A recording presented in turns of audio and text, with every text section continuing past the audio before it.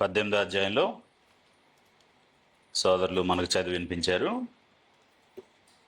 తన స్వనీతి వలన ఇతరుల కంటే గొప్పవాణ్ణి అనేటటువంటి అహంకార బుద్ధి కలిగినటువంటి ఒక పరిసేయుడు గురించి మనం అక్కడ చదివాం.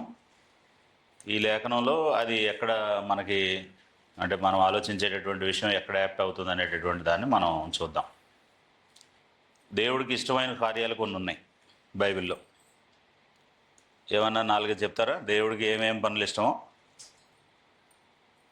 దేవుడికి ఇష్టమైన పనులు ఏమన్నా చెప్తారా అంటున్నానండి.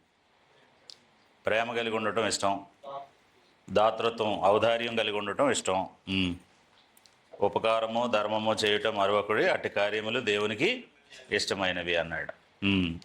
సజీవ యాగంగా మన శరీరాలని ఆయనకు సమర్పించడం ఆయనకి ప్రీతికరమైనటువంటి యాగం. ఇలాగ దేవుడికి ఇష్టమైనవి కొన్ని ఉన్నాయి, ఇష్టం కానీ కూడా కొన్ని ఉన్నాయి. ఎప్పుడైనా ఒక వ్యక్తితో మన సహవాసం, మన ఆలోచనలు సరిగా వెళ్ళాలి అని అంటే ఆయనకి ఏది ఇష్టమో మనకు తెలియాలి, ఏది ఇష్టం కాదో కూడా మనకు తెలియాలి. ఇష్టం ఏంటి అని అంటే ఇప్పుడు చెప్పుకున్నాం చాలా విషయాలు. దేవుడికి ఇష్టం కానివి, అంటే ఇష్టం కానివి అనే దానికంటే పెద్ద మాట అన్నాడు బైబిల్లో, అసహ్యమైనవి అన్నాడండి. కొన్ని చెప్తారా? అవి కూడా అహంకార దృష్టి, కళ్ళలాడే నాలుక, నిరపరాధులను చంపే చేతులు, అన్నదమ్ముల మధ్యలో జగడం పుట్టించేవాళ్ళు, కీడు చేయడానికి పరిగెత్తే పాదాలు. ఇవన్నీ కూడా దేవునికి ఏంటంట?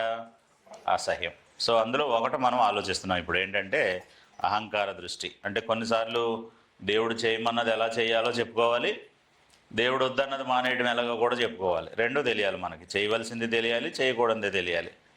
అంటే ఇది మన అలవాట్లలో ఒకటి. డాక్టర్ దగ్గరికి వెళ్ళినప్పుడు ఏం తింటే బలం వస్తుందో అడుగుతాం, ఏం తింటే అనారోగ్యం వస్తుందో కూడా అడుగుతాం. రెండోది ఎందుకు? మానేయటానికి. మొదటిది ఎందుకు? చేయటానికి. సో కాబట్టి అహంకార దృష్టి ఎలా దేవునికి ఇష్టం ఉండదో, అసలు దాని ప్రభావం మనిషి మీద ఎలా ఉంటుంది అనేటటువంటి విషయాల్ని మనం ఆలోచించుదాం. సో మనం పాఠంలోకి వెళ్తే అహంకార దృష్టికి ఉండే లక్షణాలు, దేన్నైనా మనం రోగాన్నైనా లేకపోతే వైరస్నైనా దేన్నైనా ఎలా గుర్తిస్తాం? చెడుని ఎలా గుర్తిస్తామండి? వాటికి ఉండే లక్షణాలను బట్టి ఇది నెమ్మదిగా నాలోకి రాబోతుందన్నమాట, నాకు సంభవించబోతుందంట అనేటటువంటి ఆలోచనలు చేస్తాం మనం. సో అహంకార దృష్టికి ఉండేటటువంటి లక్షణం ఏంటి అని అంటే అది భక్తిహీనులకి క్షేమం కలుగు చేస్తుందటండి. అంటే వెలుగు అనే మాట రాశాను నేను అక్కడ. భక్తిహీనులకి క్షేమం కలగటం మంచిది కాదు అని చెప్పాడు సామెతల గ్రంథకర్త. ఒకసారి 21వ అధ్యాయంలో 4వ వచనాన్ని మనం చదివితే, అహంకార దృష్టియు గర్వహృదయమును భక్తిహీనుల క్షేమమును పాపయుక్తములు అన్నాడండి. భక్తిహీనులు క్షేమంగా ఉండటం కూడా ఏంటంట? అహంకార దృష్టి ఉండటం, గర్వం ఉండటం, భక్తిహీనులకి క్షేమం కలగటం అనేటటువంటిది పాపయుక్తములు అనేటటువంటి మాట అన్నాడు. కాబట్టి భక్తిహీనులు వర్ధిల్లటం ఎక్కడైతే చూస్తామో అక్కడ ఏది వర్ధిల్లుతుందని, ఏది నడుస్తుందని అక్కడ గర్వం, అహంకారం అనేటటువంటిది నడుస్తుందనే సంగతిని మనం గుర్తిస్తాం. అలాగే 73వ కీర్తన 6వ వచనం మనం చదివినట్లయితే 73వ కీర్తన అంతా కూడా దేవుడు ఇశ్రాయేలీయులకి ఏం చేశాడు, వాళ్ళు ఎందుకు దేవుడిని మర్చిపోయారు, ఎలాగ దేవుని పట్ల తొలగిపోయారు అన్నటువంటి విషయాల్ని చెబుతూ వచ్చాడు. సో 73వ కీర్తన 2వ వచనంలో ఏమన్నాడంటే, ఇవన్నీ మనకు తెలిసినవే, జస్ట్ జ్ఞాపకం చేయడానికి నేను చదివిస్తున్నాను అంతే. నా పాదములు 6వ వచనం అండి, 6వ వచనం అండి బ్రదర్, 6వ వచనం. గర్వమును కంఠహారము వలె వారు వారిని చుట్టుకొనుచున్నది. అంటే గర్విష్ఠులు, భక్తిహీనులైనటువంటి వారికి గర్వం ఎలా ఉంటుంది అని అంటే కంఠహారం లాగా ఉంటుంది, గొలుసులా ఉంటుంది అనమాట అండి. మెడకున్నటువంటి గొలుసులా ఉంటుంది. అంటే గొలుసు అంటే మామూలు కదండి, బంగారపుది ధరిస్తారు కదా హారం. ఎవరైనా ఘనత పొందడానికి ఏం చేస్తారు? ధనవంతుల్లా కనబడటానికి లేకపోతే ఇతరులతో అంగీకరించబడటానికి ఏం చేస్తారంటే విలువైన ఆభరణాలని ధరిస్తారు. అది ఎవరి మెడలో ఉంటుందో వాళ్ళు గొప్పవాళ్ళు అని మనం అనుకుంటాం. రాజుని చూస్తే ఏం కనపడద్దు మనకు? ఆయన దగ్గర మంచి మంచి కంఠహారాలను ధరించి ఉంటాడు. అలాగే గర్విష్ఠులు కూడా ఓ గొలుసును ధరించుకుని ఉంటారంట. ఏంటది? అహంకారం అనే గొలుసు వాళ్ళ మెడలో ఉంటుంది. వాళ్ళ మాటల్లో, వాళ్ళ చూపుల్లో, వాళ్ళ పనుల్లో, వాళ్ళ ఆలోచనలో వాళ్ళు ఇతరులతో వ్యవహరించేటప్పుడు ఆ అహంకారం అనేటటువంటిది అతని మెడలో హారంలాగా కనబడుతుంది అని చెప్పాడు. అతని మెడకున్న గొలుసు వంటిది అనేటటువంటి మాట అన్నాడు. ఎక్కడ కలిగే భావోద్వేగం ఇది? మంచి హృదయంలో నుంచే వస్తుంది, చెడు హృదయంలో నుంచే వస్తుంది. దేంతో మనం పనిచేస్తున్నాం అనేటటువంటి దాని మీదే మన జీవితం, మన క్యారెక్టరు డిపెండ్ అయి ఉంటుంది. మార్కు రాసిన సువార్త 7వ అధ్యాయం, అందుకే హృదయాన్ని జాగ్రత్తగా ఉంచుకోండి అని చెప్పి దేవుడు చెప్తాడు ప్రతిసారి. నరహత్యలు, వ్యభిచారములను, లోభములను, చెడుతనము, కామ, మత్సరము, దేవదూషణయు, అహంకారమును, అహంభావమును, అవివేకమును వచ్చును. ఈ ఈ చెడ్డ ఈ చెడ్డవన్నీ లోపల నుండియే బయలు వెళ్ళి మనుషుని అపవిత్రపరచును అన్నాడు. అంటే యేసుప్రభు శరీరధారిగా ఉన్న కాలంలో కొంతమంది యేసుప్రభు దగ్గరికి వచ్చి యేసుప్రభుతో మాట్లాడుతూ ఏమన్నారంటే, లోపలికి వెళ్ళేవి మనిషిని అపవిత్రపరుస్తాయి తప్ప లోపల నుండి బయటకు వచ్చేవి మనిషిని అపవిత్రపరచవు అని చెప్పి చెప్పడం జరిగింది. అప్పుడు యేసుప్రభు ఏమన్నాడంటే, లోపల నుండి బయటకు వచ్చేవే మనిషిని అపవిత్రపరుస్తాయి. ఎందుకంటే ఇదిగో మనిషిలో ఏమున్నాయి? మనుషుని హృదయంలో నుండి దురాలోచనలు, జారత్వము, దొంగతనములు, నరహత్యలు, వ్యభిచారములు, లోభము, చెడుతనము, కృత్రిమములు, కామవికారము, మత్సరము, దేవదూషణ, అహంభావము, అవివేకము, ఇవన్నీ కూడా ఎక్కడి నుంచి వస్తాయి? హృదయంలో నుంచి వస్తాయి. కాబట్టి ఎప్పుడు దేన్ని జాగ్రత్తగా చూసుకుంటూ ఉండాలి, దేని బారిన పడకుండా చూసుకుంటూ ఉండాలి. లేకపోతే ఏమవుతుందంటే, మనం ఏదైనా కలిగి ఉంటే, మనకు ఏదైనా చేయడం వస్తే, మనం ఏదైనా మాట్లాడటం వస్తే, మనం ఏదైనా నడపడం వస్తే, ఏదైనా సరే మనకంటూ ఒక సపరేట్ స్కిల్ ఏదైనా ఉందంటే అప్పుడు దాన్ని బట్టి మనం ఇతరుల మీద ఏం చేసే అవకాశం ఉంది? నీకు రాదు, నాకు వచ్చు అని గర్వించేటటువంటి అవకాశం ఉంది. గర్వించేవాడు ఆగిపోతాడు. విధేయతతో, అంటే చక్కగా ఇచ్చిన ఆ తలాంతిని వాడుకునేవాడు ఏం చేస్తాడంటే ముందుకి కొనసాగుతాడు. సో కాబట్టి హృదయంలో నుండే వస్తుంది ఈ గర్వం అనేది. ఎక్కడో సపరేట్గా చైనాలో ఏంటది వుహాన్లో నుంచి రాదు, లేకపోతే జపాన్లో నుంచి రాదు, లేకపోతే ఇటలీ నుండి రాదు. ఎక్కడి నుంచి వస్తుంది? కాబట్టి హృదయంలోనే అది ఉందేమో అని జాగ్రత్తగా ఉండాలి. ఎదుటి వాళ్ళతో మాట్లాడేటప్పుడు, ఎదుటి వాళ్ళతో ప్రవర్తించేటప్పుడు, ఎదుటి వాళ్ళతో వ్యవహరించేటప్పుడు. కొన్నిసార్లు ధనవంతులు డబ్బు లేని వాళ్ళని చూసి వాడెంత, నా ముందు వాడు బ్రతికెంత అంటారు. అంటే దాని అర్థం ఏంటనమాట? ఏముంది లోపల, ఏది పని చేస్తుంది అనమాట. అలాగే సరే, ఎవరైతే ఏముందిలే డబ్బును బట్టి కాదు కదా, అతను మనిషి నేను మనిషి అంటే రెండోది పని చేస్తుంది, మంచిది పని చేస్తుంది. మనలో పాజిటివ్ ఉంటుంది, నెగిటివ్ ఉంటుంది. నెగిటివ్ పని చేసింది అని అంటే అహంకారం పని చేసిందని, పాజిటివ్ పని చేసింది అని అంటే వినయ విధేయతలు పనిచేసింది అని దాని అర్థం. కాబట్టి ఎలాగ వాటి లక్షణాలను ఎలా చూస్తాం అహంకారం అని అంటే, భక్తిహీనులు క్షేమంగా ఉండటం, వాళ్ళ వలన అహంకారం లేకపోతే గర్వం ఇటువంటివన్నీ కూడా వర్ధిల్లటం కదా. మేమే, మా జాతే ఉండాలి, మా వర్గమే ఉండాలి, మా మనుషులే ఉండాలి అంటూ కొంతమంది మాట్లాడతారు కదా. ఈ గాలి మాది, ఈ ప్రాంతం మాది, ఈ నేల మాది, ఈ ఊపిరి మాది, మీరు తినే తిండి మాది అని మాట్లాడుతూ ఉంటారు. దాని వెనక ఏముంటుంది? అహంకారం ఉంది. వాళ్ళయా యాక్చువల్గా మనవండి? అవన్నీ ఎవరివి? దేవుడు మనకిచ్చాడు, మనలాగే అందరికి ఇచ్చాడు. ఎవరిది వాళ్ళు వాడుకుంటే ఈ అహంకారం అనేది ఉండదు. సో భక్తిహీనులకి అలాంటి క్షేమం కలుగుతూ ఉంటుంది కొన్నిసార్లు. అది దుష్టుల మెడలో ఎలా కనపడద్దట? గొలుసు వలె కంఠహారంగా కనపడద్ది. గర్వాన్ని వాళ్ళు హారంలాగా ధరించారు అని చెప్పాడు. ఇది హృదయంలో నుండే వస్తుంది. ఇంకా మనం చూస్తే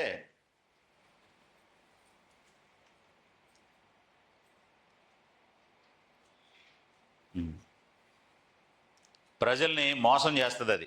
ఈ అహంకారం అనేటటువంటిది ఏం చేస్తుంది? ప్రజల్ని మోసం చేస్తుంది. మేము బాగానే ఉన్నాం, మేము అందరికంటే చాలా బెటర్గా ఉన్నాం అనుకుంటారు, కానీ మోసంలో పడిపోతారు అహంకారం ఉన్నవాళ్ళు. ఉపధ్యాయ గ్రంథంలో 1వ అధ్యాయం 3వ వచనం మనం చదివితే ఇక్కడ ఎదోమును గురించి చెప్తున్నాడండి. ఎదోము అంటే ఎవరు? ఏశావు, యాకోబు యొక్క అన్న. ఏం చూస్తాం అతనిలో? యాకోబు అన్నలో ఏం చూస్తామండి మనం? గర్వం, అహంకారం. అతను ఏమంటున్నాడు? వాళ్ళ టైంలో వాళ్ళు ఏం చేశారట? తన సోదరులైనటువంటి ఇశ్రాయేలీల పట్ల, యోధా జనాంగం పట్ల వాళ్ళ ఇష్టానుసారంగా ప్రవర్తిస్తూ ఇలా అనుకుంటున్నారట మనసులో. ఏమని? చదవండి ఇప్పుడు. అత్యున్నతమైన పర్వతం మీద ఆసీనుడనై ఉండి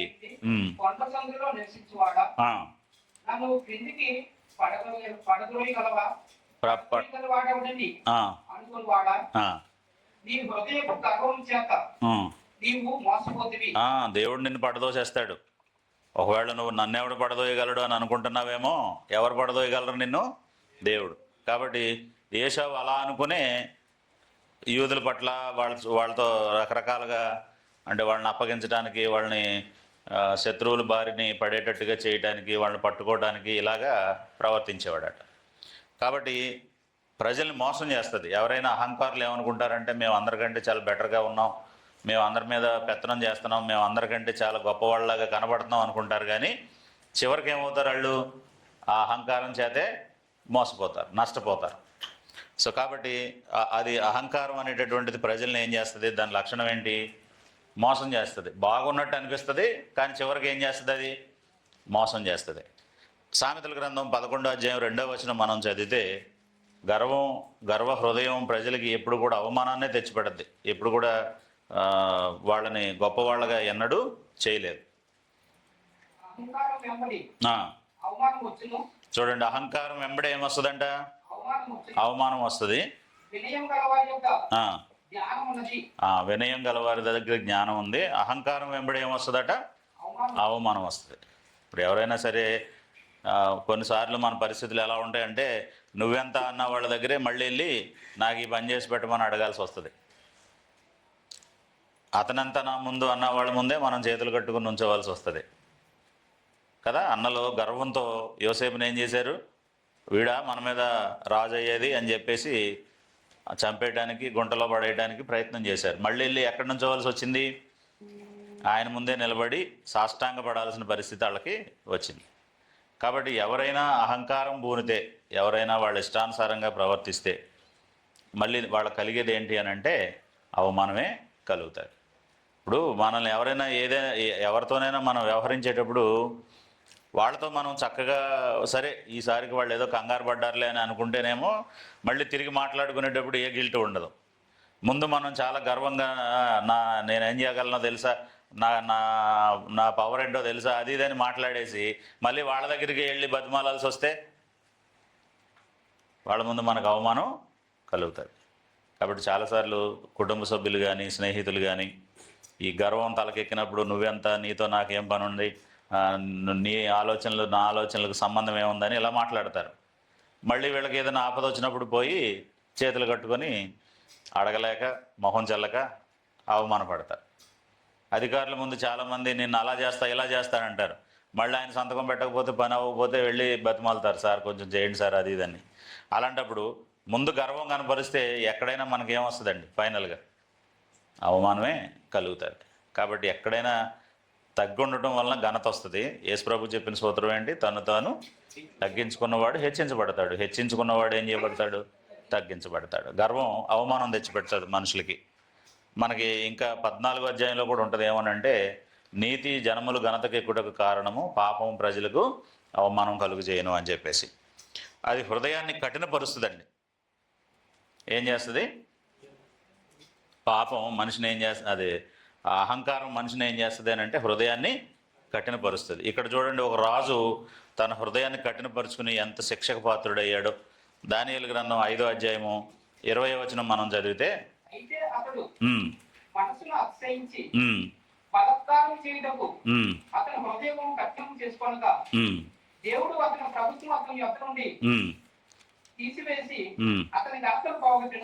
దేవుడు ఆయన ఘనతను మొత్తాన్ని పోగొట్టాడు.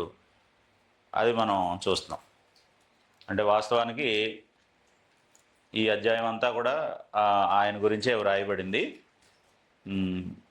మనసును అతిశయించి హృదయాన్ని ఏం చేసుకున్నాడట? అతను కఠినం చేసుకున్నాడు. అప్పుడు దేవుడు ఆయన ఆధిపత్యాన్ని అంతటినీ కూడా తీసివేసి, అతని ఘనతను అతన్ని పోగొట్టి ఆయన రాజ్యాన్ని తీసివేశాడు.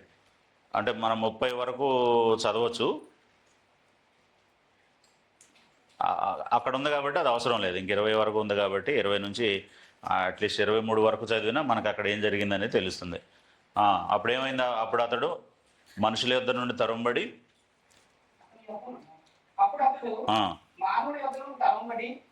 పశువుల వంటి మనిషి గలవాడైను మహోన్నతుడు దేవుడు మానవుల రాజ్యములలో ఎదుచు ఎవరిని స్థాపింపగోరును వారిని స్థాపించినని అతడు తెలుసుకున్న వరకు అతడు అడవి గాడిదల మధ్య నివసించుచు పశువుల వలె గడ్డి వేయించు ఆకాశం మంచు చేత తడిసిన శరీరం గలవాడైను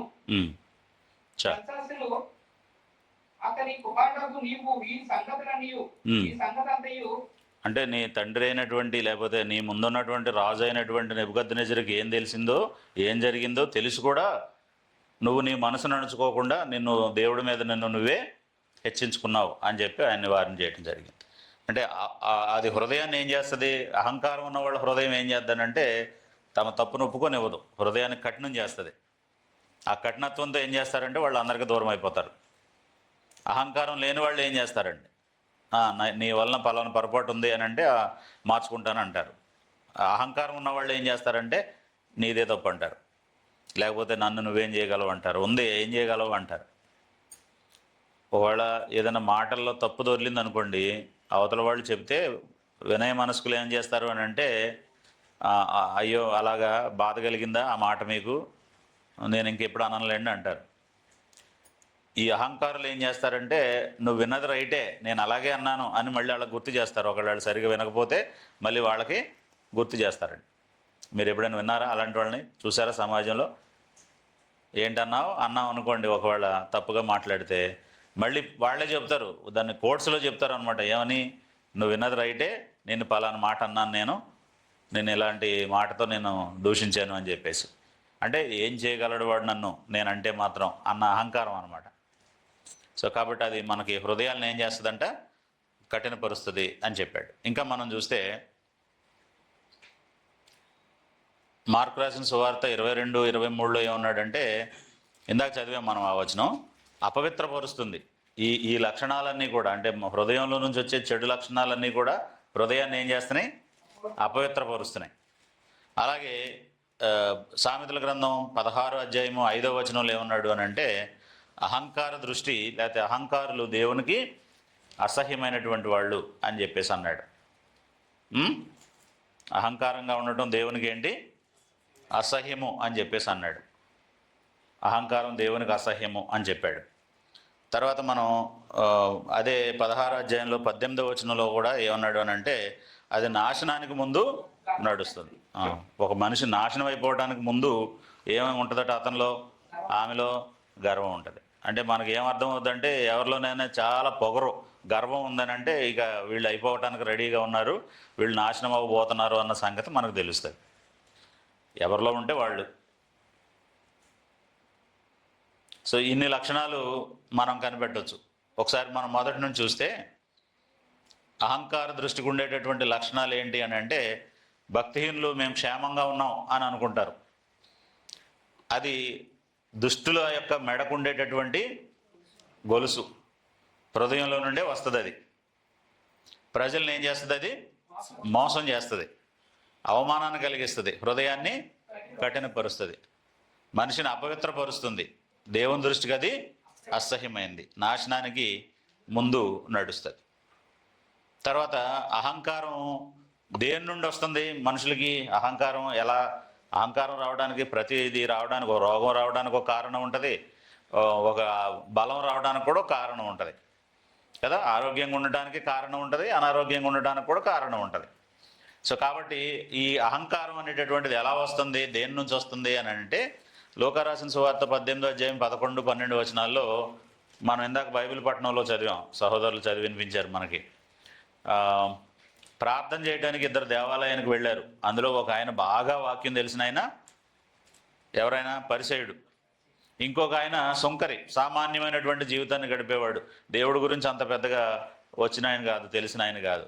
అప్పుడు ప్రార్థన చేసే సమయంలో పరిసయుడు ఏమైనా ప్రార్థన చేశాడు అని అంటే, నేను నా రాబడంతట్లో కూడా నీకు 10వ వంతు చెల్లించేస్తున్నాను, వారానికి 3 సార్లు నేను ఉపవాసం ఉంటున్నాను, నేను చాలా గొప్పగా నిన్ను ఆరాధన చేస్తున్నాను. అయితే ఈ సుంకర్లాగా కానీ లేకపోతే ఆ పాపుల్లాగా కానీ నేను లేనందుకు నీకు కృతజ్ఞతలు చెల్లిస్తున్నాను అన్నాడు. అంటే తన గురించి చెప్పాడు, బాగానే ఉంది. అహంకారులు ఏం చేస్తారంటే ఇతరులతో పోల్చుకుంటారు వాళ్ళని. వాళ్ళ అహంకారాన్ని ఇతరుల మీద చూపిస్తారు. నాకు తెలుసు నీకు తెలీదు అని అలా మాట్లాడతారు. నాకుంది నీకు లేదు అంటారు అనమాట. సో శుంకరేమని ప్రార్థన చేశాడు? పాపినైన నేను నీ వైపు కన్నులెత్తడానికి కూడా నేను సరిపోను అని చెప్పి నా పాపాలను క్షమించు అని అడిగాడు దేవుణ్ణి. ఇద్దరిలో ఎవరు నీతిమంతుడని తీర్చబడి వెళ్ళారు ఆ దేవాలయం దగ్గర నుండి? ఎవరైతే తగ్గించుకున్నారో అతను నీతిమంతుడని, అహంకారి దుర్నీతిపరుడని తీర్చబడ్డాడు. సో కాబట్టి ఎవరైనా వాళ్ళకు తెలిసినటువంటి లేకపోతే వాళ్ళు చేసే పని సరైంది వాళ్ళ స్వనీతిని ప్రదర్శించడానికి ప్రవర్తించినప్పుడు అహంకారులు అవుతారు. కాబట్టి అహంకారం రాకుండా ఉండాలంటే మనలో ఏముండకూడదు? స్వనీతి ఉండకూడదు. నాకంటే ఇంకెవరు గొప్ప కాదు, నాకంటే ఇంకెవరు బాగా చేయలేరు, నాకంటే ఇంకా బాగా ఎవరు ఉండలేరు, నేనే అందరికంటే టాప్ అన్న ఆలోచన మనకు వచ్చినప్పుడు మనం ఏమవుతాం అనంటే అహంకారం వస్తుంది మనలో. అలాగే జ్ఞానం ఉంది కానీ దాంట్లో ఏం లేదు? ప్రేమ లేదు. మనిషికి జ్ఞానంతో పాటు ఏముండాలి? ప్రేమతో కూడిన జ్ఞానం ఉండాలండి. ప్రేమ ఉండి జ్ఞానం లేకపోతే ఆ ప్రేమని చాలా అహంకారంతో చూపిస్తారు మనుషులు. సో కాబట్టి ప్రేమ ఉండాలి, జ్ఞానం ఉండాలి దాంతోపాటు. సో మనం ఇక్కడ 1 కొరింథీ 8వ అధ్యాయం 1వ వచనం చదివితే అక్కడ ఏమంటాడంటే విగ్రహములకు బలిగా అర్పించిన వారి విషయము మనమందరము జ్ఞానం గల వారిని ఎదుగుము. జ్ఞానము ఉప్పొంగజేయును, కానీ ప్రేమ క్షేమాభివృద్ధి కలుగు చేస్తుంది. కాబట్టి ఇప్పుడు మనం జ్ఞానంతో మనుషులతో వ్యవహరించాలా, ప్రేమతో కూడిన జ్ఞానంతో ఉండాలా? జ్ఞానంతో పాటు ప్రేమ కూడా ఉండాలి. ఒక్క జ్ఞానమే ఉంటే ఏమవుద్ది? మనిషికి స్కిల్ ఉండాలి, దాంతోపాటు గుడ్ క్యారెక్టర్ కూడా ఉండాలి, బిహేవియర్ కూడా బాగోవాలా. ఇప్పుడు మీరందరూ ఆఫీసులో పనిచేస్తున్నారు కదా, మీరు అందరికంటే బాగా వర్క్ వచ్చిన వాళ్ళు అనుకోండి, మీ యాటిట్యూడ్ చూపిస్తే ఏమవుద్ది? నెక్స్ట్ ఇయర్ ఉండరు, లేకపోతే నెక్స్ట్ మంతే ఉండరు, బాగా ఎక్కువ అవుతుంది. కాబట్టి మీకు వస్తే ఓకే, కానీ అందరిని ఏమనకూడదు? నీకు రాదు, నువ్వెందుకు దండగా ఆఫీస్ కానీ అనకూడదు. సో కాబట్టి జ్ఞానం ఏం చేయకూడదంట? జ్ఞానం ఉంటే ఏం చేద్ది? ప్రేమ లేకుండా అది ఉప్పొంగ చేద్ది. ప్రేమ ఏం చేస్తుంది? క్షేమాభివృద్ధిని కలుగు చేస్తుంది. కాబట్టి మనం జ్ఞానాన్ని డెవలప్ చేసుకోవడంతో పాటు ప్రేమను కూడా డెవలప్ చేసుకోవాలి. అంటే మత నాయకుల్ని మీరు చూస్తే వాళ్ళలో జ్ఞానం ఉంటుంది, ఏముండదు? ప్రేమ ఉండదు. అందుకు వాళ్ళు ప్రజలకి చేరువుగా ఉండలేరు. పెద్ద గీత ఉంటుందండి వాళ్ళకి ప్రజలకి మధ్య. ఎవరిలోనైతే ప్రేమతో కూడిన జ్ఞానం ఉంటుందో వాళ్ళు అందరితో మింగిల్ అవుతారు, అందరితో కలిసి ఉంటారు, అందరితో కుటుంబంలాగా ఉండటానికి ప్రయత్నం చేస్తారు. సో కాబట్టి ప్రేమ లేని జ్ఞానం కాకుండా జ్ఞానంతో కూడినటువంటి ప్రేమ ఉంటే మంచిది. ఈ అహంకారానికి మూలం ఏంటి? జ్ఞానం ఉంది కానీ దానికి ఏం లేదు? ప్రేమ లేదు. స్వనీతి ఉన్నా అహంకారం వస్తుంది, ఓన్లీ జ్ఞానం మాత్రమే ఉన్నా అహంకారం వస్తుంది. తర్వాత అనుభవం ఏమీ లేకపోవడం అని రాసాం మనం అక్కడ. అనుభవలేమి. అందుకే సంఘ పెద్దగా నియమించే వ్యక్తి కొత్తగా చేరినవాడైతే, ఎక్స్పీరియన్స్ లేనివాడైతే, అలాంటి అతను నువ్వు పెద్దగా ఎంచితే ఏమవుద్ది అని అంటే అతడు గర్వాంధుడై అపవాది కలిగిన శిక్షా విధిలో లోబడుకుంటున్నట్లు అన్నాడు అనమాట. గర్వం వచ్చేస్తుంది అనమాట అండి. ఏమొస్తుంది మనిషికి? ఇప్పుడు చాలామంది సీనియర్స్ ఉన్నారు, వాళ్ళు ఇంకా సంఘ పెద్దలకు కావాల్సిన అర్హతలు సంపాదించలే. ఒక అతను ఎవరో ఉన్నాడు, ఆయనకి అర్హతలు ఉన్నాయి, వెంటనే ఆయనకి అనుభవం లేకుండానే ఆయన ఏం చేసాం? సంఘ పెద్దని చేసేసాం.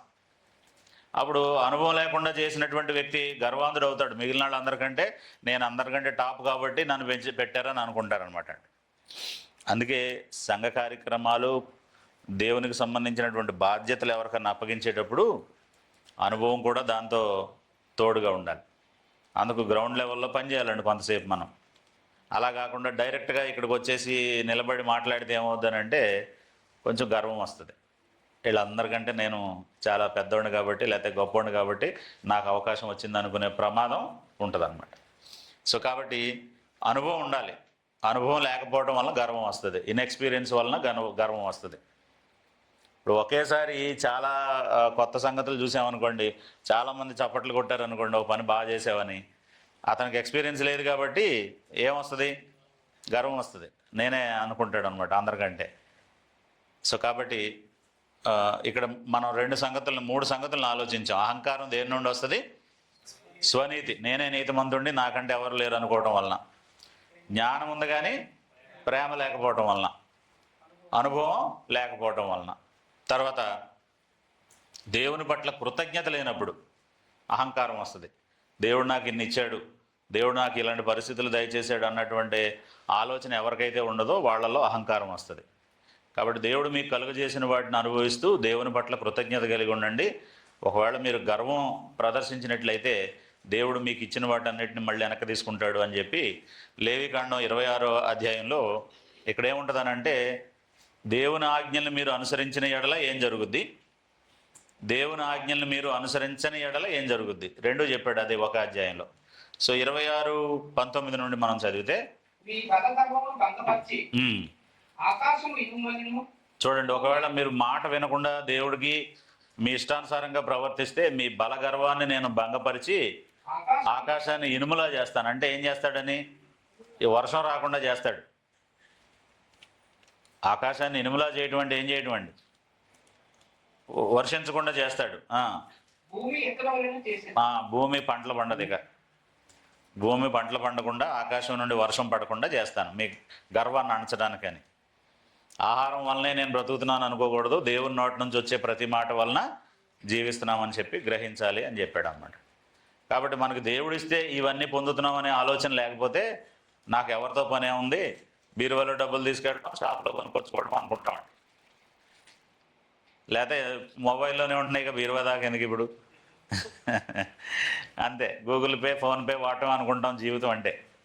కాదు, అందులోకి రావాలంటే ముందు ఆయన అనుమతి ఉండాలి కదా. కాబట్టి దేవుడు ఇచ్చిన వాటిని మర్చిపోతే, దేవుడు మనకి ఏం కలుగు చేశాడో గ్రహించకపోతే మనం గర్వంతో ఉంటాం అనమాట అండి. ఎవరైనా డబ్బు చూసుకుని గర్వపడటం ఎలా గర్వపడతారు? దేవుడు ఇచ్చాడని నమ్మకపోతే, దేవుడు మాకు ఈ స్థితిని కలుగు చేశాడని నమ్మకపోతే ఏమనుకుంటారండి?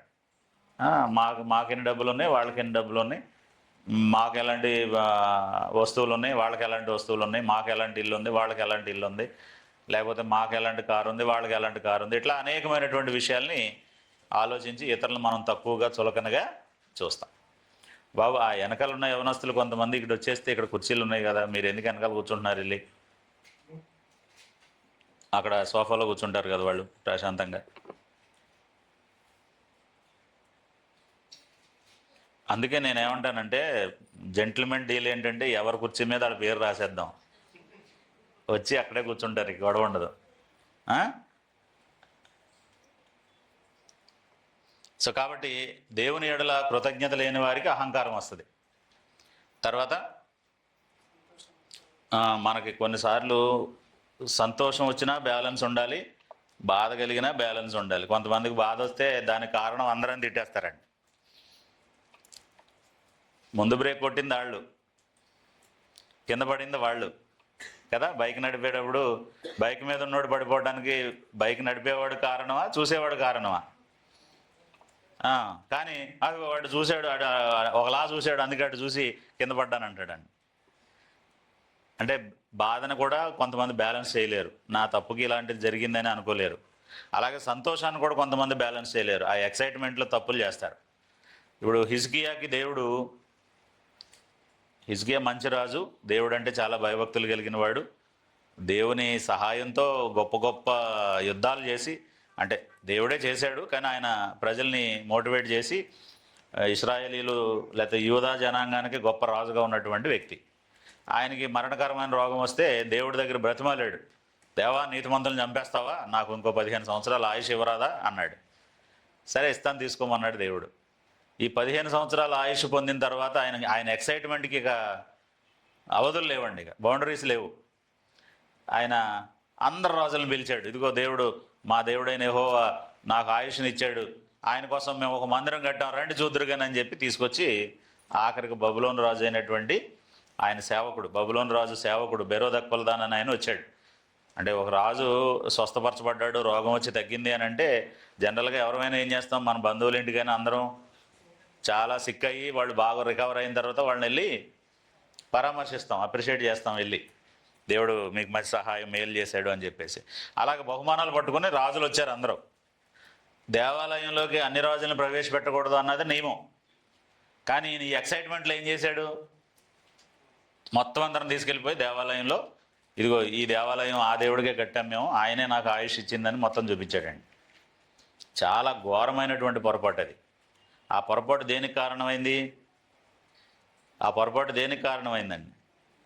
ఇశ్రాయేలీలు బబులోను చెరకెళ్ళడానికి కారణమైంది కదా.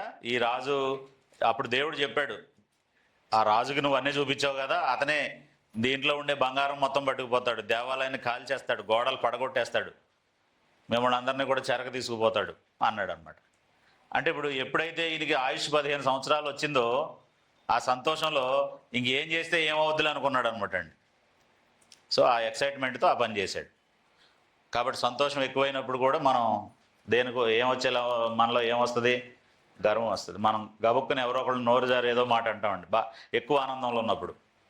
సో అప్పుడు కూడా బ్యాలెన్స్ ఉండాలి. అహంకారం అప్పుడు కూడా మనకి రాకూడదు. నాకేంట్లే, నాకు తిరుగులేదు అన్నప్పుడు రాకూడదు అనమాట. చాలామంది గెలిచిన తర్వాత అందరికీ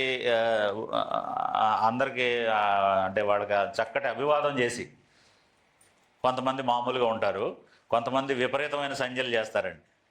అవతల వాళ్ళకి ఇబ్బంది కలిగించేలాగా కొన్ని పనులు చేస్తారు. ఆ ఎక్సైట్మెంట్లో వాళ్ళు బ్యాన్ అవుతారు, మళ్ళీ నెక్స్ట్ గేమ్ ఆడకుండా కదా.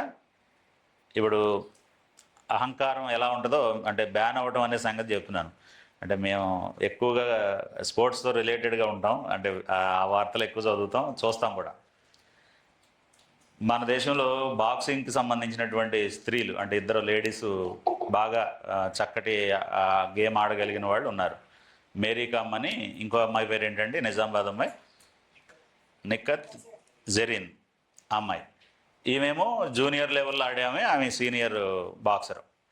ఒలింపిక్స్కి పంపించాలంటే ప్రాతిపదిక ఏంటంటే ఇండియా లోపల గేమ్స్ నిర్వహించి ఇక్కడ ఎవరైతే టాప్ ప్లేయర్స్ ఉంటారో వాళ్ళని ఒలింపిక్స్కి పంపాలి. అది మామూలుగా ఒలింపిక్ రూల్స్. కానీ మన వాళ్ళు ఏం చేశారంటే అనానమస్గా ఆమెను అనౌన్స్ చేశారు, నెక్స్ట్ ఒలింపిక్స్కి మేరీ కామ్ వెళ్తున్నారు అని. అప్పుడు మన తెలంగాణ బాక్సింగ్ అసోసియేషన్ వాళ్ళు కొంచెం అబ్జెక్షన్ చెప్పారు. అలా ఎలా పంపిస్తారు, ఇప్పుడు ఒక యంగ్ టాలెంటెడ్ బాక్సర్ ఉన్నారు ఇక్కడ, ఈవెన్ కూడా పంపాలి కదా, వీళ్ళకి పోటీ పెట్టండి, ఎవరు గెలిస్తే వాళ్ళని పంపండి అని చెప్పేసి పోటీ పెట్టారు. నెక్ అండ్ నెక్ ఇద్దరు చాలా పోటాపోటీగా ఆడారు. చివరికి సీనియారిటీతో మేరీ కామ్ గెలిచింది. గెలిచిన తర్వాత ఏం చేయాలి, ఇప్పుడు మీరు కుస్తీ పోటీల్లో కానీ కబడ్డీలో కానీ ఎక్కడైనా సరే ఎంత తీవ్రమైనటువంటి బలప్రయోగం అవతల మీద చేసి గెలిచినా గేమ్ అయిపోగానే షేక్ హ్యాండ్ ఇచ్చుకోవాలి, హక్ చేసుకోవాలి ఒకళ్ళనొకళ్ళు. అంటే అక్కడతో అయిపోయింది. వ్యక్తిగతమైనటువంటి ద్వేషాలు ఏమి లేవు. ఆట కోసం మనం నిన్ను నేను, నన్ను నువ్వు పడగొట్టావు, కానీ మనం మామూలుగా అయితే మిత్రులమే అని చెప్పాలి. అది క్రీడా స్ఫూర్తి. కానీ షేక్ హ్యాండ్ ఇస్తే ఆమె ఇలా చేతిలో ఇలా కొట్టేసి వెళ్ళిపోయిందండి. ఆమె దాన్ని చాలా తీవ్రంగా పరిగణించారు, దానికి ఆమెకు చాలా ఫైన్ కూడా వేశారు. సో కాబట్టి అహంకారం అనేది కొన్నిసార్లు గెలిచిన తర్వాత కూడా వస్తుందండి. అప్పుడు రాకుండా జాగ్రత్తగా చూసుకుంటే కంటిన్యూ అవ్వడానికి ఉపయోగపడుద్ది. అక్కడ అహంకారం వచ్చిందంటే మీరు ఎప్పుడైనా ఏదైనా చూడండి, ఏ గేమ్ అయినా చూడండి, టెన్నిస్ కావచ్చు, క్రికెట్ కావచ్చు, ఏదైనా బ్యాట్లు గిరాటేయడం కానీ, లేకపోతే బాలం తంతం కానీ, లేకపోతే మనుషుల పట్ల ఒకలాగా రూడ్గా బిహేవ్ చేయడం కానీ చేస్తే దాన్ని అహంకారంగానే పరిగణిస్తారు. క్రీడా స్ఫూర్తికి అది విరుద్ధమైందనమాట. సో అలాగే ఆయన 15 సంవత్సరాలు ఆయుష్ పెరిగేటప్పుడు తర్వాత చనిపోతానన్న సంగతి మర్చిపోయాడు ఆయన. 15 సంవత్సరాలు ఎక్స్టెండ్ అయింది, కానీ 15 సంవత్సరాల తర్వాత హిజ్కియా మళ్ళీ ఏమవ్వాలి, దానికి అంత ఎక్సైట్ అవ్వక్కర్లేదండి. ప్రస్తుతం ఊపిరి పీల్చుకోవాలంతే. ఇప్పుడు మనం కూడా ఏదైనా చాలా ఇబ్బందికరమైన పరిస్థితి నుంచి బయటపడ్డాం అనుకోండి. ఇప్పుడు ఎవరికో గుండెపోటు వచ్చింది, ఆయన ఎవరో ఏమంటారు సిపిఆర్ చేసి బ్రతికిచ్చారు. బ్రతికినోడు మళ్ళీ యాహూ అన్నాడంటే మళ్ళీ గుండెపోటు వస్తుంది. జాగ్రత్తగా ఉండాలి కదా. మళ్ళీ అలాగ అనకూడదండి. అహంకారం అంటే కొంచెం పొగరు తలకెక్కిన వాళ్ళు ఏం చేస్తారంటే అలాంటి పనులు చేస్తారు. కాబట్టి సంతోషం ఎక్కువైనప్పుడు కూడా అహంకారం వచ్చే ప్రమాదం ఉంది. అహంకారం ఎలా వస్తుంది, మనలో స్వనీతి ఉంటే వస్తుంది. జ్ఞానం ఉంది కానీ, టాలెంట్ ఉంది కానీ దానికి ఏం లేదు, క్యారెక్టర్ లేదు, అప్పుడు వస్తుంది. తర్వాత ఇన్ఎక్స్పీరియన్స్ వలన, అనుభవం లేకపోవటం వలన వస్తుంది. తర్వాత దేవుడు అంటే కృతజ్ఞత లేకపోతే, దేవుడు అన్నీ నాకు దయచేశాడు అన్నటువంటి ఆలోచన లేకపోతే, సంతోషం చాలా ఎక్కువైతే అప్పుడు మనకి కృతజ్ఞత లేకపోవడం అనేది ఉంటుంది. సో ఈ గర్వంతో ప్రవర్తించిన వాళ్ళు ఎవరున్నారో మనం కొన్ని విషయాల్ని చూద్దాం. 1 తిమోతి 3:6 ఏమన్నాడంటే, ఈ గర్వం ఉన్న వాళ్ళందరికీ కూడా అంటే వాళ్ళ షిప్కి కెప్టెన్ ఎవరు? సాతాన్. దేవుడు కాదండి. దేవుడి దగ్గర ఇప్పుడు గర్వం లేదు. దేవుడి దగ్గర అంతా కూడా ఏముంది? ప్రేమ ఉంది, దీర్ఘశాంతం ఉంది, సహనం ఉంది, ఓర్పు ఉంది. సాతాన్లో ఉంది ఇది.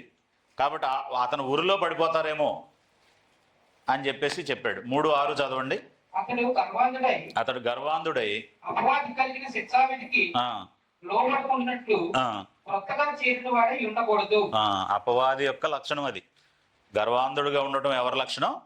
అపవాది యొక్క లక్షణం. ఇందాక మనం దానియేలు గ్రంథం 4:30 5:22 చదివాం. అంటే 5:20 చదివాం మనం, 4:30 చదవాల. 4:30 ఒకసారి చదవండి.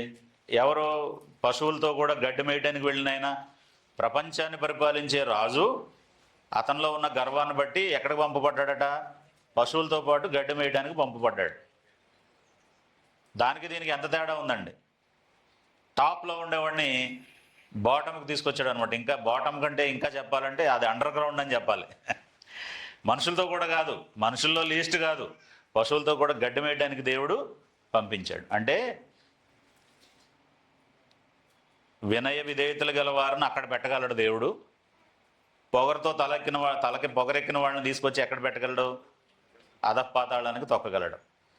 ఇది ప్రస్తుత సమాజానికి, పాలకులకి, లేకపోతే ప్రభుత్వాలను నడిపించే వారికి, ఇలాంటి వాళ్ళకి అర్థం కావట్లేదండి. వాళ్ళు ఏమనుకుంటున్నారంటే మేమే అందరికంటే టాపు, ఇప్పుడు మేమేం చేస్తే అది చెల్లుతుందని అనుకుంటున్నారు. కానీ దానిపైన ఇంకొక ఆయన ఉన్నాడు. పేతురు చెప్పాడు సంఘ పెద్దలకి, మీ పైన ఇంకో ప్రధాన కాపరి ఉన్నాడు, ఆయన ప్రత్యక్షమైనప్పుడు మీ సంగతి చూస్తాడని. మీరు మందను కాచేటప్పుడు స్వలాభాపేక్షతో కాకుండా, బలిమి చేత కాకుండా, దుర్లాభాపేక్షతో కాకుండా మందను మాదిరిగా ఉండి కాయండి అని చెప్పాడు.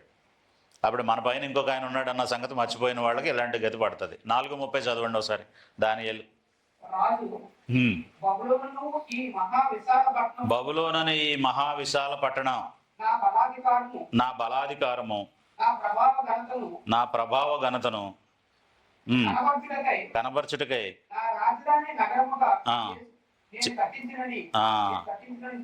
అంటే దేవుడేమో ఏం చెప్పాడు దానియేలు ద్వారా? మీరే ఆ బంగారు శిరస్సు, ప్రతిమ కనపడింది కదా, ఆ ప్రతిమ గురించి చెప్పేటప్పుడు ఏమన్నాడు? మీరే ఆ బంగారు శిరస్సు. దేవుడు మిమ్మల్ని ఏం చేశాడంటే సమస్త మనుషుల మీద, జీవరాశుల మీద రాజుగా నియమించాడు అని దానియేలు చెబితే, భలే చెప్పావు దానియేలు అని చెప్పి మళ్ళీ పడుకుని ఏం ఆలోచించుకుంటున్నాడట? నేను ఎంతో కష్టపడి సంపాదించినటువంటి నా రాజ్యానికి ఈ బబులోన్ అనే నగర్ని నేను ముఖ్యపట్నంగా చేసుకున్నాను కదా, ఇదంతా నా కష్టార్జితమే కదా అనుకుంటున్నాడటండి. అప్పుడు వెంటనే ఆయనకు ఒక మాట వినబడింది. ఏమనంటే, నువ్వు వెళ్ళి పశువులతో కూడా గడ్డి మేస్తావు అని చెప్పేసి. కాబట్టి నెబుకద్నెజరు గర్వం వలన, అందుకే మనం రేయి పగలు నీ పద సేవ జీవదాయక చేయుట మేలు అనే పాటలో గర్వమణచి గద్దెలు దించి గనులనైనా మేపవా గడ్డి అని పాడతాం అనమాట. దేవుని యొక్క ఆలోచన విధానం అలా ఉంటుంది. తర్వాత మనం చూస్తే బెల్షజర్, ఆయన తర్వాత బబులోన్ దేశానికి రాజుగా వచ్చిన ఆయన ఎంత అహంకారం పూనాడు అని అంటే, ఈ బబులోన్ రాజు యెరూషలేము నుండి పట్టుకెళ్ళిపోయినటువంటి మందిర ఉపకరణాలు, దేవుని సేవ చేయడానికి నియమించినటువంటి మందిర ఉపకరణాలు ఉన్నాయి కదా, వస్తువులు, సొలొమోను అన్నిటినీ కూడా ఏం చేయించాడు? ఆ రోజుల్లో దేవుని సేవకి బంగారపు ఉపకరణాలు చేయించాడు. అక్కడ వాడే గ్లాసులు, ప్లేట్లు, కప్పులు అన్నీ కూడా ఏంటనమాట? బంగారంతో చేయబడినవి దేవుని మందిరంలో సొలొమోను కాలంలో. ఇవన్నీ ఎవరు కొల్లగొట్టుకుపోయారు? నెబుకద్నెజరు. వాళ్ళ దేశంలో ఉన్నాయి. రాజ్యం మారాడు, అంటే పరిపాలన మారింది. బబులోన్ రాజు తర్వాత, అంటే నెబుకద్నెజరు తర్వాత ఎవరు వచ్చారు రాజ్యానికి? బెల్షజర్ అని ఆయన కుమారుడు వచ్చాడు. బెల్షజర్ రాజ్యంకి వచ్చిన తర్వాత చుట్టూ ఉండే వాళ్ళందరినీ కూడా పిలిచి, సామంతరాజులందరినీ కూడా పిలిచి వాళ్ళకి విందు చేయించినప్పుడు, జనరల్గా మనమైనా మన ఇంటికి ఎవరైనా కాఫీ తాగడానికి, లేకపోతే మనం పిలిచినప్పుడు ఏదైనా లంచ్, డిన్నర్కి, దేనికైనా వచ్చినప్పుడు మన ఇంట్లో ఉండే ది బెస్ట్ ఏదో ఉందో అది వాడతాం మనం కదా. మనం పెట్టే ప్లేట్స్ కానీ, మనం ఇచ్చే గ్లాసెస్ కానీ, మనం కాఫీ ఇచ్చేటటువంటి కప్స్ కానీ ది బెస్టే ఇస్తాం. అంటే అది అతిథికి ఇచ్చే మర్యాద. అలా ఇస్తే పర్వాలా. ఈయన ఏం చేశాడంటే ఎవడో చేయింది వెరైటీగా చేద్దాం అనుకొని ఈ మందిర ఉపకరణాలు అంటే దేవుని సేవకు ప్రతిష్ఠించిన బంగారపు వాటిలో మద్యాన్ని పోసి ఆ వచ్చినటువంటి అతిథులందరికీ ఇచ్చాడు. అప్పుడు దేవుడు గోడ మీద ఒక రాత రాయించాడు పర్షియన్ లాంగ్వేజ్లో. ఏమని? మెనే మెనే టెకేల్ ఫార్సిన్ అని చెప్పేసి. దేవుడు నేను తరాజులో తూచాడు, నీ లెక్క సరిపోయింది, ఈ రాత్రే నువ్వు చనిపోబోతున్నావు అని చెప్పాడండి. మాదీయుడైన దర్యావేషు రాత్రికి రాత్రే బెల్షజర్ని చంపి మాదీయ పారసీక దేశంగా ఆ దేశం మారిపోయింది. బబులోన్ దేశాన్ని జయించి మాదీయులు పారసీకులు జాయింట్గా మాదీయ పారసీక దేశంగా చేశారు. బెల్షజరు. కొందరు శాస్త్రులు, మార్కు రాసిన సువార్త 12వ అధ్యాయము 38-39 వచనాలు చదవండి.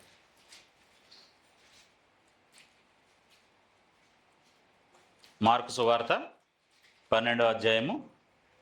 మరియు ఆయన వారికి బోధించుచు ఇట్లా నేను శాస్త్రాలను గూర్చి జాగ్రత్త పడుడి, శాస్త్రులను గూర్చి జాగ్రత్త పడుడి, వారు నిలువుటంగీలు ధరించుకొని తిరుగుటను, సంత వీధులలో వందనములను, సమాజ మందిరములలో అగ్రపీఠములను, విందులలో అగ్రస్థానములను కోరుచు, విధవరాండ్ల ఇంట్లో దిగమింగుచు, మాయా వేషముగా దీర్ఘ ప్రార్థనలు చేయుదురు, వీరు మరి విశేషముగా శిక్ష పొందుదురు అని.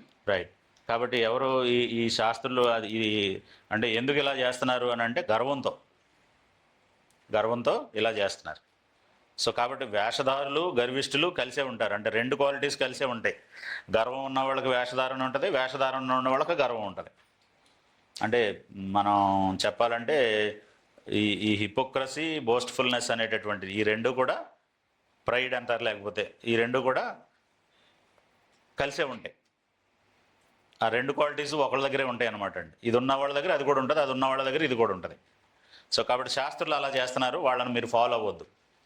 వాళ్ళు చెప్పింది చేయండి, కానీ వాళ్ళ లైఫ్ స్టైల్ని మీరు ఎప్పుడు కూడా ఫాలో అవ్వద్దు అని చెప్పి యేసుప్రభు చెప్పాడు. హేరోదు. అపోస్తుల కార్యాలు 12వ అధ్యాయము 21-23 వచనాలు మనం చదివితే, ఆయన జన్మదినం అట ఆ రోజు. మంచిది వస్త్రాలు ధరించాడు. రాజుగారికి ఏం తక్కువ అండి మంచి వస్త్రాలు ధరించలేకపోవటానికి. వచ్చి అందరి ముందు నిలబడి ప్రసంగం చేశాడు, నా ప్రజలారా అని చెప్పేసి. అప్పుడు కొంతమందికి రాజుగారితో పని ఉంది.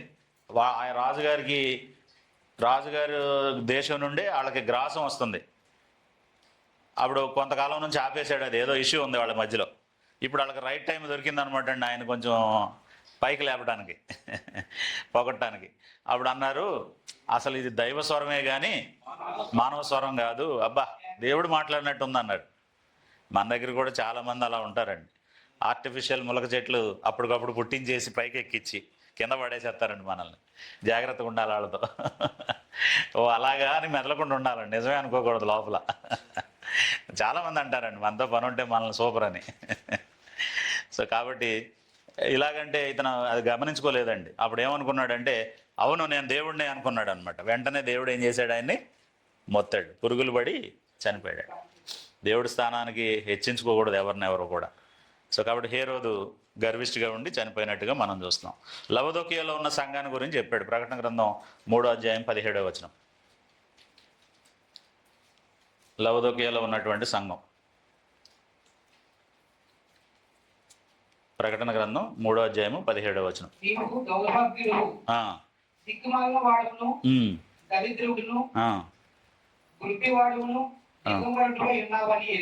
దేవుడి గారిని బైబిల్ చదవమంటే తిడుతున్నారేంటండి? అక్కడ అలాగే ఉందండి, ఆయన ఏం చేయలేరు.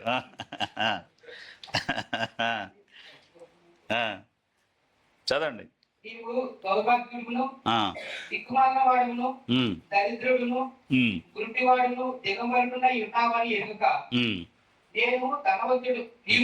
నేను ధనవంతుడను,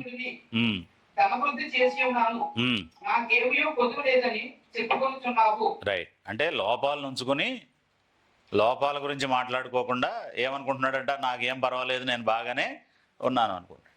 తప్పును ఒప్పుకోకుండా, లేదు నేనే అందరికంటే గ్రేట్ అన్నవాళ్ళు ఎలా అంటారు, ఏ మనసుతో అంటారు, వాళ్ళల్లో ఉన్నటువంటి అహంకారంతో అంటారు.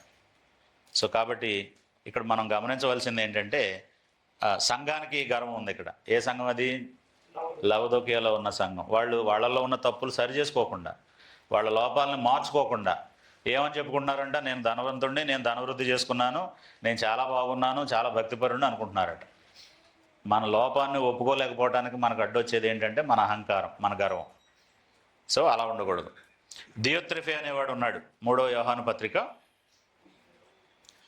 9వ వచనం, ఒక అధ్యాయమే ఉంటుంది, 9వ వచనం. నేను సంఘములకు ఒక సంగతి వ్రాసితిని, అయితే వారిలో ప్రధానత్వం కోరుచున్న దియోత్రెఫే అనేవాడు మమ్మను అంగీకరించలేదు. వాడు మమ్మల్ని గూర్చి చెడ్డ మాటలు వదలుచు అది చాలనట్టుగా సహోదరులను తామే చేర్చుకొనక వారిని చేర్చుకోవడం మనసు గల వారిని కూడా ఆటంకపరచుచు సంఘములో నుండి వారిని వెలివేయుచున్నాడు. ఇక్కడ ఒక అతను ఉన్నాడు, అతను సంఘ పెద్ద, దియోత్రెఫే అనే అతను అపోస్తులు ఎందుకు వస్తారు మన దగ్గరికి, పౌలు ఎందుకు వస్తాడు, లేకపోతే యోహాను ఎందుకు వస్తాడు అని చెప్పి గర్వంగా మాట్లాడుతున్నాడు.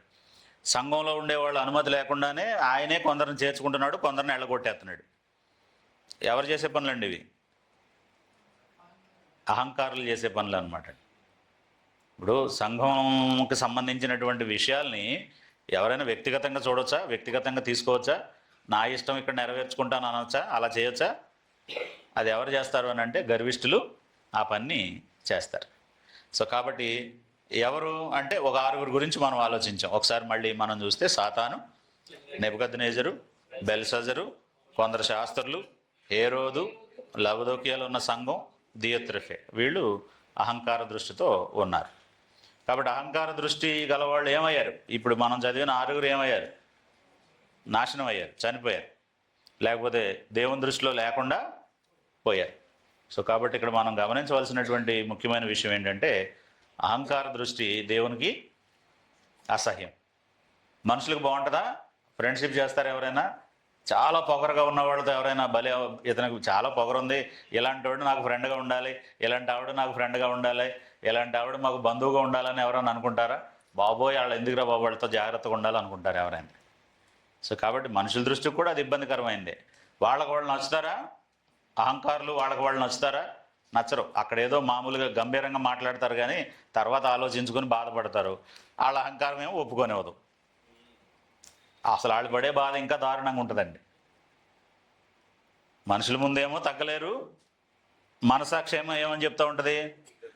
తప్పు తప్పు, నువ్వు చేసేది తప్పు అని చెప్తూ ఉంటుంది. ఆ గిల్ట్ చాలా భయంకరంగా ఉంటుంది. కాబట్టి అహంకార దృష్టితో మనం ఉండకూడదు. అది లేకుండా ఉండాలంటే మనకు అర్థం కావాల్సింది ఏంటంటే మన సామర్థ్యం కానీ, మనకు వచ్చినటువంటి దీవెనలు కానీ, మనం అనుభవిస్తున్న సుఖం కానీ, ఒకవేళ మన శరీర రూపం కానీ, మన వాక్చాతుర్యం కానీ, ఇవన్నీ ఎవరిచ్చినాయి మనకి? వాటితో దేవుని మహింపరిస్తే ఇంకా పైకి తీసుకెళ్తాడు. లేదు నాకేదో తెలుసు కాబట్టి, నాకేదో వచ్చు కాబట్టి, నాకేదో అర్థమైంది కాబట్టి నేను అందరికంటే సూపర్ మ్యాన్ అనుకుంటే, నేను అందరికంటే చాలా గొప్పదాన్ని అనుకుంటే, ఆ గొప్పదానాన్ని దేవుడు మన దగ్గర నుంచి తీసేయడానికి క్షణం చాలు. క్షణంలో తీసేయగలడండి దేవుడు. ఇవ్వడానికి ఒక 5 సంవత్సరాలు 10 సంవత్సరాలు వెయిట్ చేస్తాడేమో కానీ తీసేయడానికి అంతకాలం ఎదురు చూడండి. తీసేయడానికి అంతకాలం ఎదురు చూడు. సో కాబట్టి జాగ్రత్తగా ఈ అహంకార దృష్టి మనకు రానివ్వకుండా ఉంటే మనుషులతో మన సంబంధాలు ఆరోగ్యకరంగా ఉంటాయి, కుటుంబాలతో మన బంధాలు బాగుంటాయి, దేవునితో మన సంబంధం ఇంకా అద్భుతంగా ఉంటుంది.